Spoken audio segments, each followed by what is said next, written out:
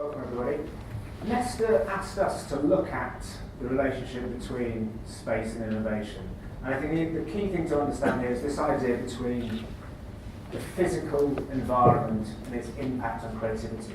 So the research itself came from NESTA. NESTA are an innovation charity based here in London who work worldwide and publish a lot about the relationship between process, people innovation, but have yet to think about space.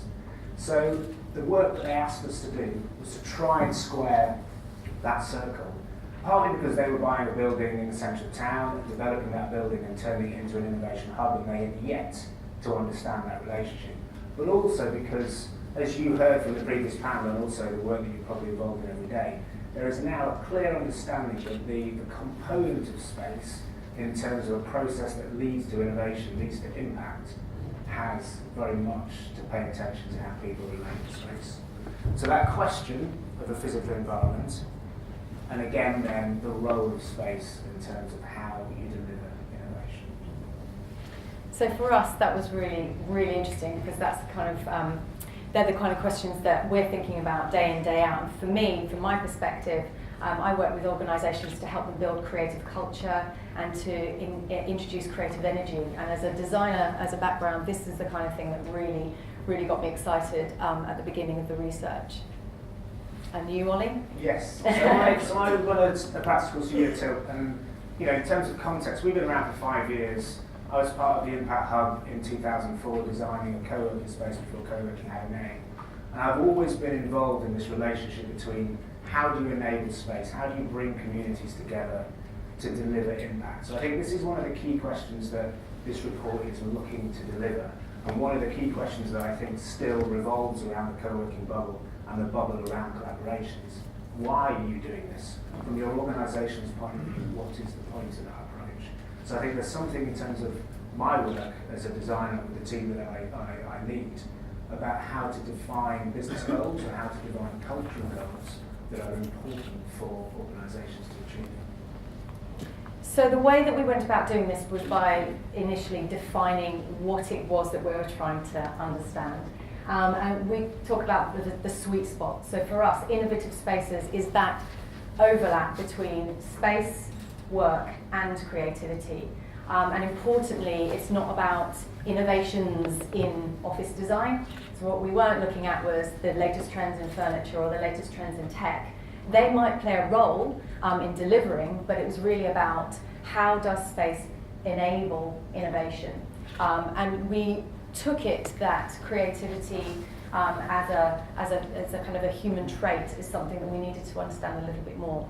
So we used this framework and all of those 7 areas in those overlapping spaces to help us go and approach key thought leaders, practitioners, and also to read lots and lots and lots of papers, and whatever there was out there, that's what we used to kind of shine some light on that sweet spot. And I think what we found, first and foremost, is that there's lots of good work across all of those buckets, as it were, but as yet, the combination, or at least the convergence of that type of thinking, whether it's research-based, whether it's sort of practitioner-based, whether it's even straightforward results-based within an organisation, is yet to be brought together, yet to be understood as a cohesive and collective whole. And I think that's one of the key insights to begin with, is this idea that you need to think cohesively and holistically. So what did we do? The first thing we did was we went to lots and lots of spaces. So we went around the world. We were keen also to step out of the English language conversation between North America and Europe, to look to South America, to look to Africa, to look across to Asia Pac as well, to understand that there's lots of different elements and different approaches happening. But first and foremost, you need to visit those spaces, and each of those numbers represents sort of case studies that we looked at. But also to look to places like Africa, where what's happening is you're having a leapfrog in terms of technology and in terms of understanding of the kinds of things we talk about. Partly through need. So if innovation needs one sort of necessity, it's this sense of need. And all of these things have sort of come together. We were able then to begin to plot the types of spaces we talked about. So we were keen too to go from garage to Googleplex, to think about what's the smallest component, what's the initial point at which you bring people together in innovation as possible, all the way through to huge corporate policy change, which is about a whole, an organisation like this and a floor like this times by 100 if you look at projects in Silicon Valley. So what are those components? What are the sectors involved? What does innovation look like for financial services? What does innovation look like for a consumer organisation? What does innovation look like for marketing and traditional kind of creative industries? All of these things play a part. All of these things don't necessarily define something formulaic. And with that as well, we interviewed, some of you will see your names up there too, we've interviewed a lot of people. We're continuing to interview people, and again, these interviews are cross-sector, cross-expertise, whether in practitioner roles or expertise roles across academia. And it's about those perspectives. And myself and Kursty, even though Kirsty's written a book and we've created it together, we consider all of these people as co-creators of this piece of work.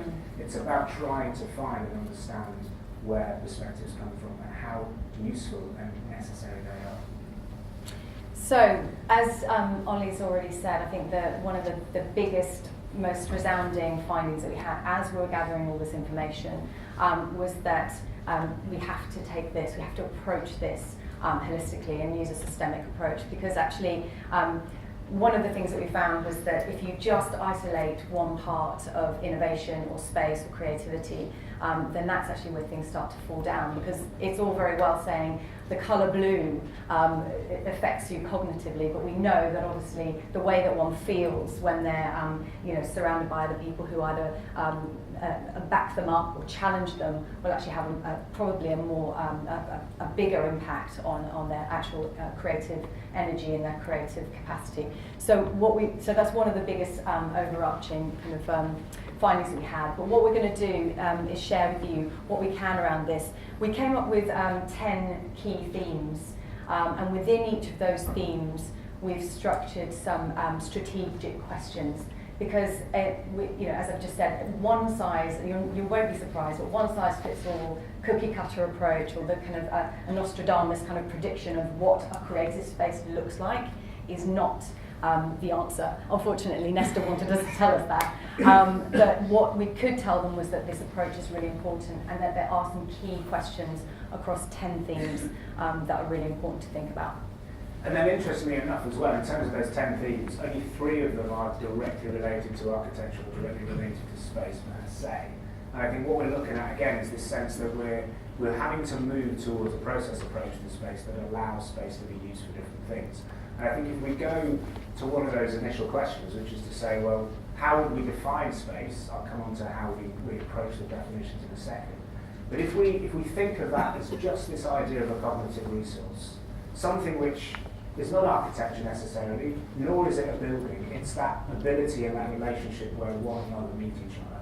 So this idea of the physical focus and the physical interrelationship having to sit and be hugely, hugely significant as part of this process. And then when we look at creativity, creativity is a word that has been used increasingly over the past 10 years, and certainly in the last 5 years I hear it in almost every other word. Innovation similarly, and we'll talk about the difference between the two in a moment. But when it comes to creativity, we've seen it be moved from being this lone genius or inventor to something that we all acknowledge that is a kind of basic human right, effectively. And that creativity is not just reserved for organisations in the creative industries or even creative roles within organisations, but actually creativity is the kind of lifeblood of innovation. In fact, it's the thing that we do in order to think differently. So we looked quite deeply into it as a generative capacity of people to think and act upon or act on new ideas in order to help people to break rules. So there's challenge involved there and solve problems. And creative problem finding was something that we looked at.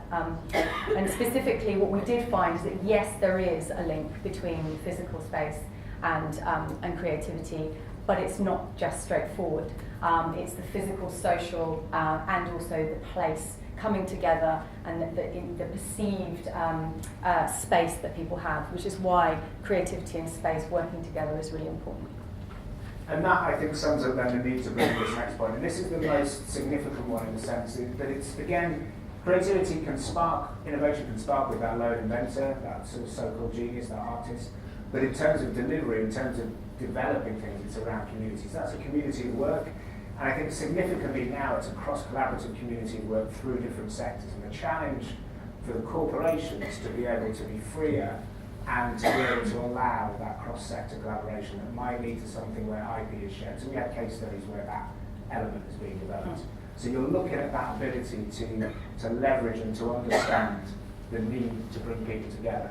And if you can give people that aspect of shared experience, shared perspective and shared goal, then automatically you create a community. And interestingly, with that community comes the brand, as we just heard from those co-working examples, that those individual creative elements coming together as a community underneath a solid, clear purpose is what will ultimately give you the innovation that you need. And I think, importantly, innovation is about defining what innovation means for that organisation, which is why, of course, it's not cookie cutter. And innovation really is about that collective output towards something that is useful and authentic. We've already heard that word before. So they're all together, and what we had, so there's various things in terms of the ingredients and the process for the book, and we were looking at those key elements, we looked at some other key elements and the themes that I can't go into today. But what we needed to do is we needed to understand how they interrelated, and the way that we would work in Turing, myself and Kursty, is through a process of bringing three people together, co-designing, co-creating and workshopping and trying to understand that. So what we did at NESTA is we brought some experts together and we tried to find a way for those things to come together. And the way that we understood them to come together is relatively straightforward. It's a very, very simple formula in the sense that if you have the glue, if you have that process and ability, whether it's programming, whether it's about understanding how people are conditioned and need to be given new spaces and new understandings to collaborate, you can then work through that process and define, more importantly than ever, what innovation is necessary and appropriate for an organisation. So that's the macro stuff, and of course Ollie's talked about the different themes that will come underneath it. But this is kind of the hard bit, I think. Well, now I think we've done the hard work in terms of gathering all the information and thinking about those big themes. But now what we're about to do is create a book which is intended for everyone. So the idea is that you could be an intern, you could be somebody who works in an organisation whose boss has told them to do a bit of research on how the office might work. But you have a kind of inkling that creativity and innovation is really important. And you need to make a case to the financial director to say that actually we need to spend a bit of money on this, or really spend some time thinking about it. So it might be for that person, it might be for a facilities director, it might actually be for a designer or an architect. So the idea is that this book has this collection of knowledge, insights, case studies and stories, but also gives people the kind of a guide around the kind of questions they need to ask and answer themselves in order to help them create that effectively the blueprint, that perfect brief for themselves. But importantly also the metrics that they will need to help them understand what success means for them. And then that leads into another part of the book publication. Obviously the book is short, the work is long. And what we've decided is through lots of support and lots of invitation to structure some events around this work, to find local context and local specificities that allow people to really sort of get to grips with some of the insights and the stories within there. And they'll be happening in various places in the coming year and obviously next year. The book itself is due to come out May, June next year. And then with that, there are also, lots and lots of further talks. We get invited all the time to talk about this work, and we're very privileged to be here today to talk to you about it. And more of that thing will happen. And as with all these things, it will never be finished. It's one of those things that we've understood in terms of the journey or the process. And again, it's a challenge if you're disrupting traditional approaches, whether it's an approach like co-working, where the middleman is now the operator, is between the customer and the asset. Now what you're looking about in terms of delivering innovation is for that shift within the corporate structure that allows a little bit of risk to be taken, but at the same time a real strength in terms of what those outcomes need to be and how that appeals and responds to the bottom line from a large corporation.